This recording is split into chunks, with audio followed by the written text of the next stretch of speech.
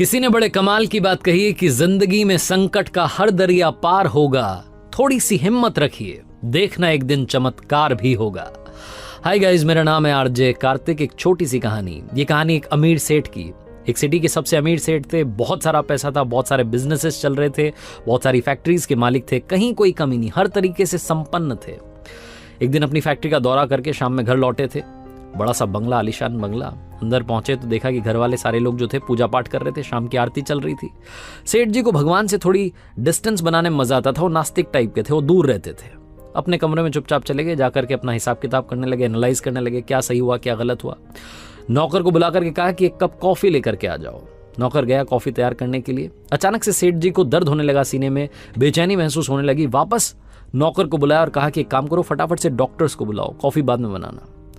उस सिटी के जो टॉप हॉस्पिटल के डॉक्टर्स थे वो सारे के सारे आए, आकर के जांचें करी, बहुत सारी रिपोर्ट्स आई। मालूम चला कि सेठ जी हर तरीके से परफेक्टली फाइन थे।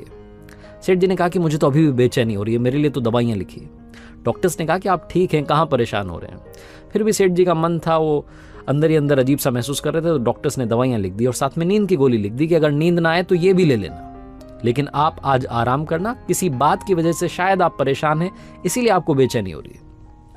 नौकर ने खाना तैयार किया, दवाइयां लेकर के आ चुका था। सेठ जी ने दवाई ली, सोने के लिए बिस्तर पर चले गए, लेकिन नींद नहीं आ रही थी, करवट बदल रहे थे। बिस्तर से उठ करके वो नींद की गोली भी ले ली, लेकिन तब भी नींद नहीं आ रही थी। बहुत देर हो गई थी। घड़ी उठा करके देखा तो रात की 3 बज रही थी। सन्नाटा था, हर तरफ शांति थी। उन्हें लगा कि इस बंद कमरे में शायद घुटन हो रही होगी। कमरे से बाहर निकले, अपने आलीशान बंगले के बगीचे में गए, गार्डन में जाकर के टहलने लगे, लेकिन वो वहाँ भी उन्हें सुकून नहीं आ रहा था। उन्होंने सोचा कि थोड़ा बाहर टहल करके आता हूँ। घर से बाहर निकल गए, कॉलोनी में सड़क पर टहलते टहलते दूर चले गए। इतने ख्यालों में खोए हुए थे, फैमिली को लेकर के, बिजनेस को लेकर के, पता नहीं 50 बातें चल रही थी कि घर से कब दूर आ गए मालूम ही नहीं चला।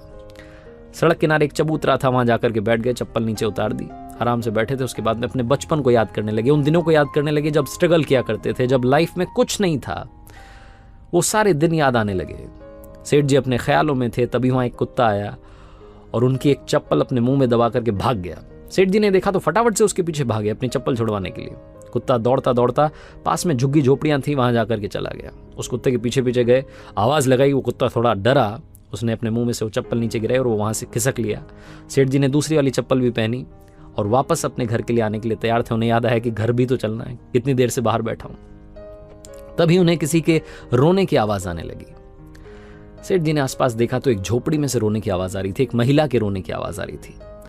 तकरीबन सुबह के 4 बज रहे होंगे, काफी देर हो चुकी थी। सेठ जी ने सोचा कि क्या करूं, जाकर के पूछूं क्या बात है या फिर अपने घर चले जाऊं। उनके मन ने कहा कि घर चलते हैं, कहां फालतू के पंगे में पड़ना है, अपना काम करते हैं, अपन अपने काम से काम रखते हैं। सेठ जी घर की तरफ चलने के लिए आगे बढ़े, 4-5 कदम आगे बढ़ाए। फिर मन में दूसरा ख्याल आया कि एक बार जाकर के पूछ तो लूं, पता तो कर लूं कि बात क्या है। उस झोपड़ी के पास गए, झांक करके देखा तो अंदर वाकई में एक महिला रो रही थी। दीवार से, वो जो झोपड़ी की दीवार थी, उससे सर पटक पटक के रो रही थी। सेठ जी ने हिम्मत करके दरवाजा खटखटाया। उस महिला ने दरवाजा खोला। सेठ जी ने सबसे पहले तो कहा कि बहन जी माफ करना, गलत मत सोचना, मैं बस यहाँ से गुजर रहा था, मुझे आपके रोने की आवाज आई। क्यों रो रही हैं आप, क्या बात है, क्यों परेशान हैं? तो उस महिला ने बताया कि बाबूजी क्या बताऊं, यहाँ पर आप देखिए मेरी 7 साल की बच्ची है, सोई हुई है जमीन पर, ये बीमार है। डॉक्टर्स कह रहे हैं कि इसके ऑपरेशन के लिए बड़ा खर्चा होगा, लेकिन कोई मुझे पैसे नहीं दे रहा है, मदद करने के लिए तैयार नहीं है।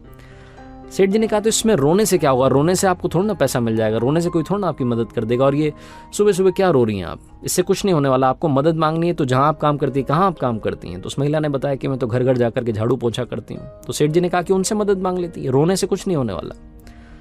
तो उस महिला ने कहा कि रो तो इसलिए रही थी क्योंकि कल एक बाबा जी यहाँ से निकले थे। उन्होंने कहा था कि बेटा सुबह 4 बजे कल रोना शुरू करना और ऊपर वाले को याद करना, लगातार प्रार्थना करना, देखना चमत्कार होगा। इसलिए मैं रो रही थी कि शायद वो बाबा जी की बात सच हो जाए, शायद ऊपर वाला मेरी सुन ले। सेठ जी ने जब ये सुना तो उनका दिल पिघल गया। उन्होंने फटाफट से कॉल किया, एम्बुलेंस आई, डॉक्टर्स को कॉल कर दिया कि इस बच्ची का ऑपरेशन होना है, जितना खर्चा होना है वो सब आप मुझसे लेना, आप इस बच्ची को ठीक कर दो, स्वस्थ कर दो। और उस महिला को कहा कि आप कल से ही मेरे यहाँ पर आकर के नौकरी शुरू कीजिए, मेरे पास बहुत सारी फैक्ट्रीज हैं, आपको जहां काम करना है वहां काम करना। उस महिला के रहने के लिए अपना सर्वेंट क्वार्टर भी दे दिया।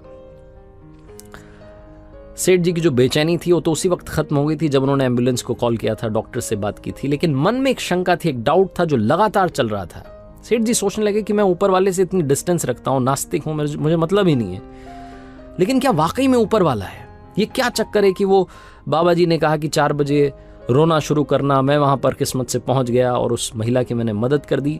सेठ जी के मन में 50 ख्याल आने लगे। फिर दूसरा ख्याल आया कि अगर वाकई में ऊपर वाला है तो हम ये नीचे वाले जो लोग हैं ये क्यों लड़ रहे हैं, वो क्यों हमें लड़ा रहा है धर्म के नाम पर, जात पात के नाम पर। उस महिला से ना तो मैंने जाति पूछी, ना उसने मेरी जाति पूछी, ना हमने एक दूसरे की जाति पूछी, ऊपर वाले ने भी हमारी जात पात के बारे में नहीं सोचा, बस मुझे जरिया बना करके वहाँ भेज दिया। सेठ जी को उस दिन समझ में आया कि लाइफ में वो काम में बड़ा विश्वास रखते थे कि कर्म किए जाओ, वो काम करेंगे तो रिजल्ट मिलेगा, काम करेंगे रिजल्ट मिलेगा। उस दिन एक और बात समझ में आई कि काम के साथ साथ, वर्कaholic होने के साथ साथ दूसरों की मदद करना, वो ह्यूमैनिटी का भाव रखना भी बहुत ज़रूरी है। सेठ जी को उस दिन समझ में आया कि जब मैंने किसी की मदद करी तो मुझे सुकून मिला, वो जो अंदर की बेचैनी थी वो ख़त्म हो गई। दुनिया में ऊपर वाले ने सिर्फ एक धर्म बनाया जिसे ह्यूमैनिटी कहते हैं, मानवता कहते हैं, इंसानियत कहते हैं।